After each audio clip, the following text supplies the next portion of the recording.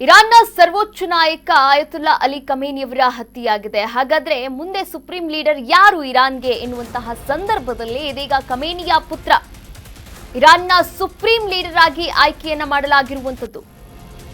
ಖಮೇನಿಯ ಪುತ್ರ ಆಯತುಲ್ಲಾ Ali Khamenei ಅವರ ಉತ್ತರಾಧಿಕಾರಿಯಾಗಿ ಹಿರಿಯ ಪುತ್ರನ ಆಯ್ಕೆಯನ್ನ ಮಾಡಲಾಗಿದೆ.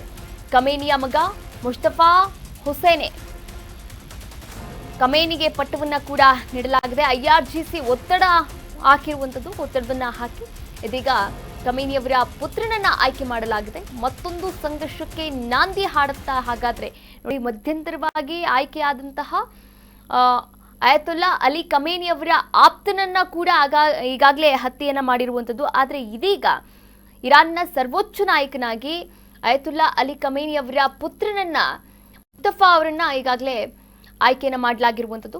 IRGC ಒತ್ತಡದಿಂದಾಗಿ ಖಮೇನಿ ಪುತ್ರನನ್ನ ಆಯ್ಕೆ ಮಾಡಲಾಗಿದೆ. ಹಾಗಾದ್ರೆ ಮತ್ತೊಂದು ಸಂಘರ್ಷಕ್ಕೆ ಈ ಒಂದು ವಿಚಾರ ನಾಂದಿ ಹಾಡುತ್ತಾ ಎನ್ನುವಂತಹ ಒಂದಷ್ಟು ಕುತೂಹಲಗಳು ಹಾಗೆ ಅನುಮಾನಗಳು ಕೂಡ ವ್ಯಕ್ತವಾಗ್ತಾ ಇರುವಂಥದ್ದು.